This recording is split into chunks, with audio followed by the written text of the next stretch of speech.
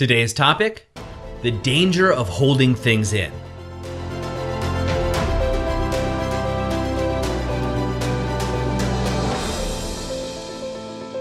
Hi, I'm Doug Holt, author of Your Own Story, and this is your Daily Growth Hack, where each day we give you a tip, trick, or insight to help you uplevel what we call the 5 to Thrive.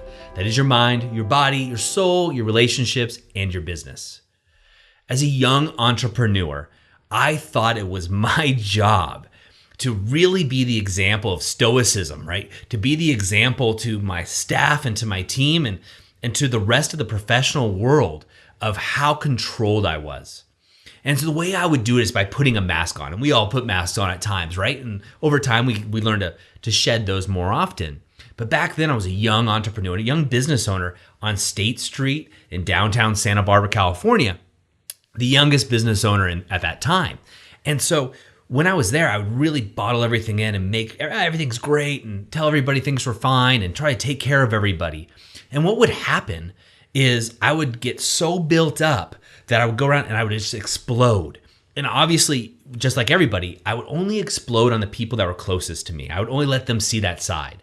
And I'd get exhausted, I was tired, I'd be pent up frustrations and anger at staff, business, but really anger at myself, right? But anger at things going on, and I would just hold it in. And it seemed like every 6 months or so, I would just explode. And it usually resulted for me at that young age of going out, being exhausted and tired, having some drinks, so my inhibitions are lower, right? Some cocktails with friends or beer at the time, and then going out and then coming home and just exploding on whoever was around me. And I wouldn't do anything violent, right? It was just me just being mean. I was a jerk, at the time. And it just wasn't really who I was. And the problem was I was just holding everything in. I wasn't really releasing it. I was working out, which was a great release, but I wasn't releasing it emotionally. And I thought, hey, that's what men do, right? We don't cry. What we do is when we can get aggressive, and that's just how we do. We handle your problems. You got a problem with me? Hey, let's step outside and we'll talk, we'll handle it. It was one of those machismo attitudes that I grew up with, and I thought that was the right way to go. Well, recently, I had a very close friend of mine, almost like a brother, and he was experiencing the same thing. Yet he was a little bit more mature. But he had something where it built up frustration and pent up anger, and whatever was going on in his personal life, right, through his 5 to Thrive started to crumble, and he was holding it in, and he was carrying all this weight, this emotional weight on his shoulders. And he is an extremely strong person, a loving individual.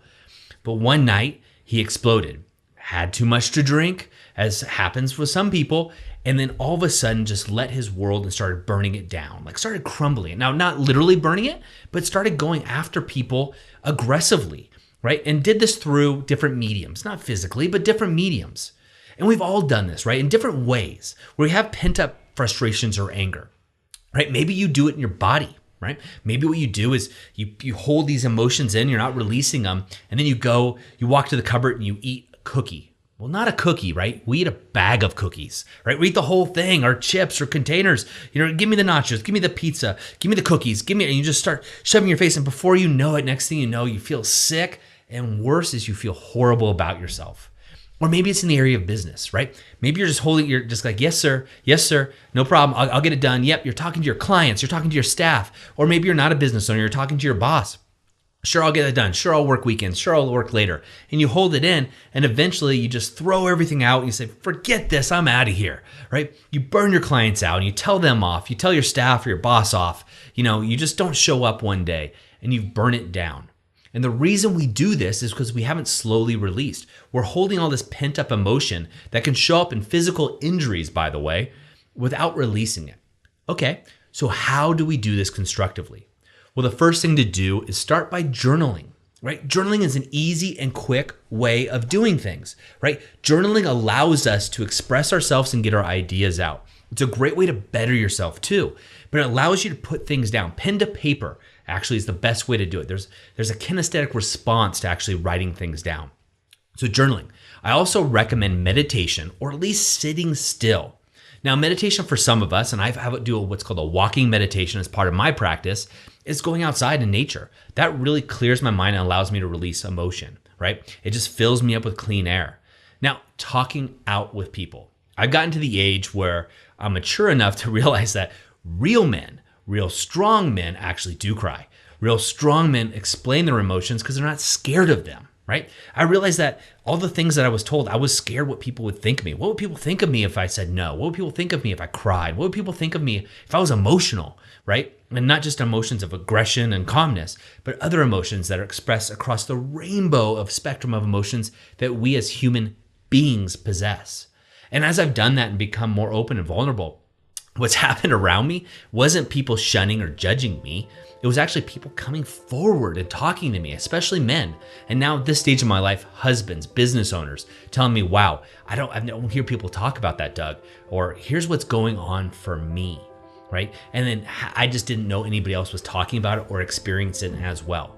We often feel like we're on our own island, right? We feel like what's going on only is happening to me, no one else. It's just not true. We're all human beings, not human doings, human beings. And we're being in this environment together. So I'm going to encourage you to do those things. And the first thing I would recommend is journaling. And every morning I write out my 5 to thrive, and I write down what I want to do and what's going on in those areas for me. But I also just journal what's happening. Bonus points if you journal first thing in the morning, the first thing you do and the last thing you do before you go to bed. You get bonus points for me. I'll just go ahead and give you some points right now, paying up front. And then also, like I said, sitting quietly. Of course, there's other things you can do. If you have questions about other options, go over to the Author of Your Own Story community and reach out. You'll get hundreds of responses from amazing people around the world who are on a journey just like you, bettering themselves. And I thank you for doing that. And of course, share this with at least 3 people that you know that would give you conversations that matter. People you care for and people that you want to have deeper conversations and relationships with.